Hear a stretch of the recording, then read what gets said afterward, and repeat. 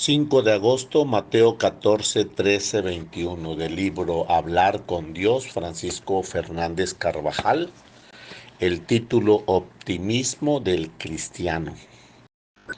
Una gran multitud ha seguido a Jesús lejos de los lugares habitados. Van detrás de él sin preocuparse de las distancias, del calor o del frío, porque es mucha su necesidad y se sienten acogidos en su presencia. Están pendientes de aquellas palabras que dan un sentido a su vida y hasta se olvidan de lo más elemental. No llevan provisiones para comer, ni hay dónde comprarlas. Esto no parece preocuparles ni a ellos ni a Jesús. Pero los discípulos se dan cuenta de la situación y al atardecer acuden al maestro y le dicen: el lugar es desierto y ya han pasado las horas. Despide a la gente para que vaya a las aldeas a comprar alimento.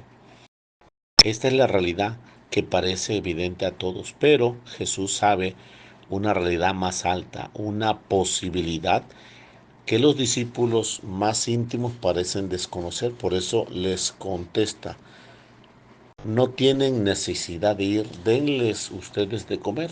Pero ellos, bien conocedores de la indigencia, le dicen: no tenemos aquí más que 5 panes y 2 pescados. Los discípulos ven la realidad objetiva, son conscientes de que son aquellos alimentos no pueden dar de comer a una multitud, y así nos ocurre a nosotros cuando hacemos un cálculo de nuestras fuerzas y posibilidades. Nos superan las dificultades de la propia vida y del apostolado. La manera objetiva humana nos llevaría al desaliento y al pesimismo. Nos harían olvidar el optimismo radical que comporta la vocación cristiana, que tiene otros fundamentos. La sabiduría popular dice: quien deja a Dios fuera de sus cuentas no sabe contar. Si no le sale las cuentas, porque olvida precisamente el sumando de mayor importancia. Los apóstoles hicieron bien los cálculos, contaron con toda exactitud los panes y los peces disponibles, pero se olvidaron de que Jesús con su poder estaba a su lado, y estos datos cambiaban radicalmente la situación. Verdadera realidad era otra muy distinta. En la empresa del apostolado está bien que consideres sus medios terrenos, es decir, 2 más 2 igual a 4, pero no olvides nunca que has de contar por fortuna con otro sumando. Dios más 2 es igual al cuadrado. Olvidar esa sumando sería falsear la verdadera situación. Ser sobrenaturalmente realista nos llevará a contar la gracia de Dios, que es un dato bien real. El optimismo del cristiano no se fundamenta en una ausencia de dificultades, de resistencias y de errores personales, sino en Dios, que nos dice: yo estaré con ustedes siempre o todos los días. Con Él lo podemos todo, vencemos todo, incluso cuando aparentemente fracasamos.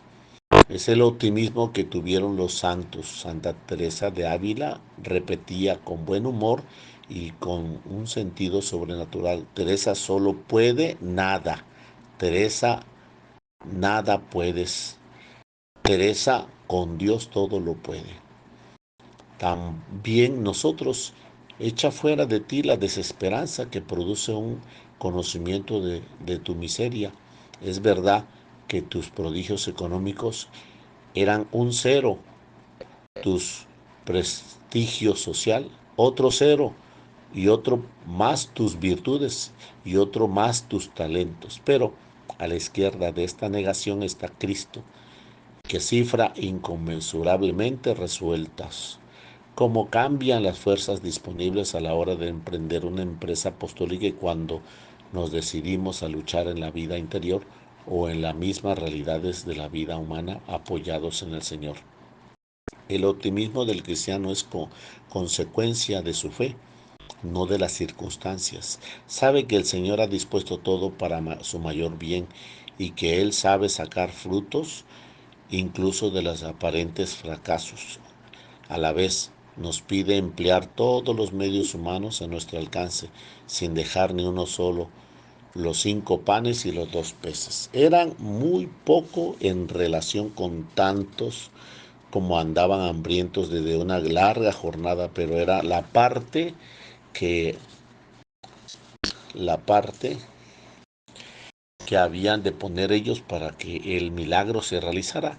El Señor hace que los fracasos en el apostolado, una persona que no responda, que no nos que vuelva la espalda, las negaciones reiteradas a dar un paso adelante de un camino hacia Dios, nos santifique y nos santifique, nada se perderá.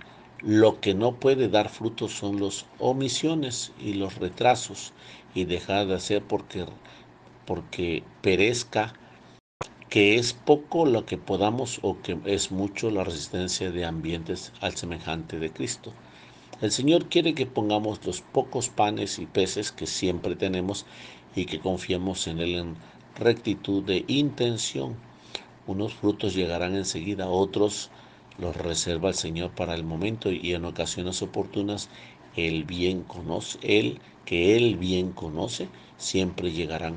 Hemos de convencernos de que nosotros somos nada y nada podemos por nosotros mismos, pero Jesús está a nuestro lado y Él a cuyo poder y ciencia está sometida todas las cosas, nos protege por medio de sus inspiraciones contra toda necedad, ignorancia, cerrazón o dureza de corazón.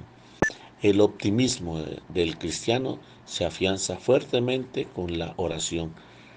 No es un optimismo dulzón, ni tampoco una confianza humana en el que todo saldrá bien. Es un optimismo que hunde sus raíces en la conciencia de la libertad y en la seguridad del poder de la gracia. Un optimismo que lleva a exigirnos a nosotros mismos y a forzarnos por corresponder a cada instante al llamado de Dios y estar pendientes de lo que Él desea y que llevemos a cabo.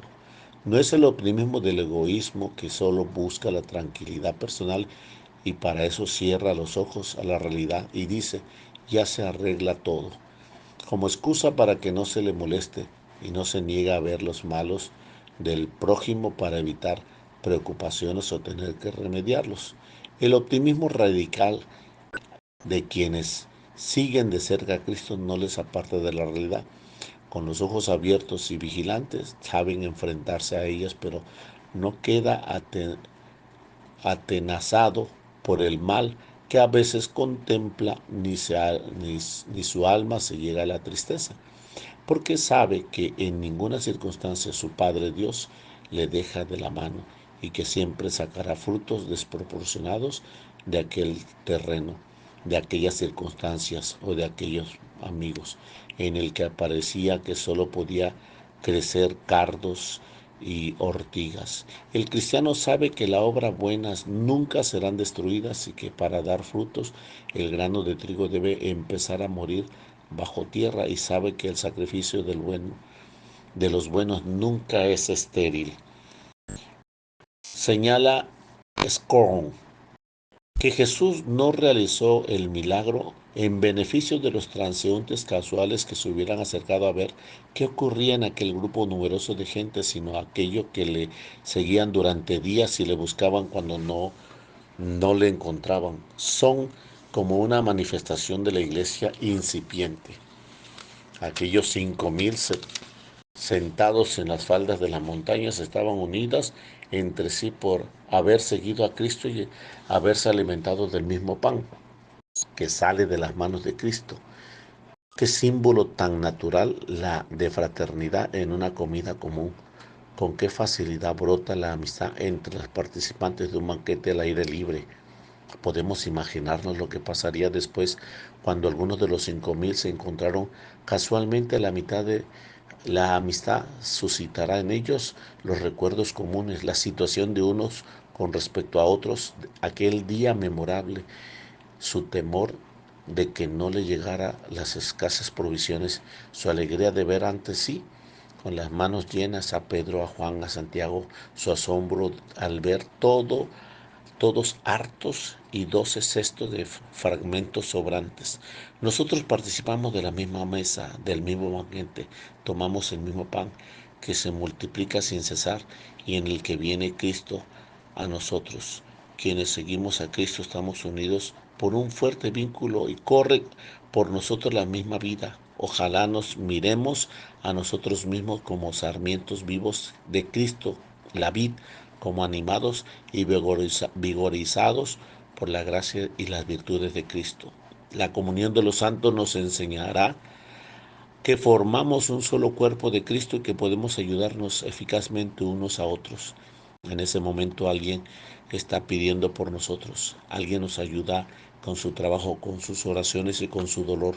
Nunca estamos solos. Esa es la comunión de los santos.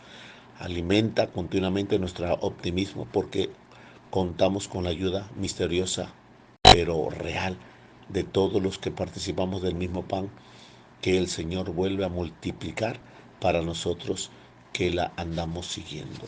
Comieron todos hasta quedaron satisfechos y recogieron los trozos sobrantes, 12 cestos llenos. Los que comieron eran como unos 5,000 hombres, sin contar a mujeres y niños. Dios te bendiga en nombre del Padre, del Hijo, del Espíritu Santo. Amén.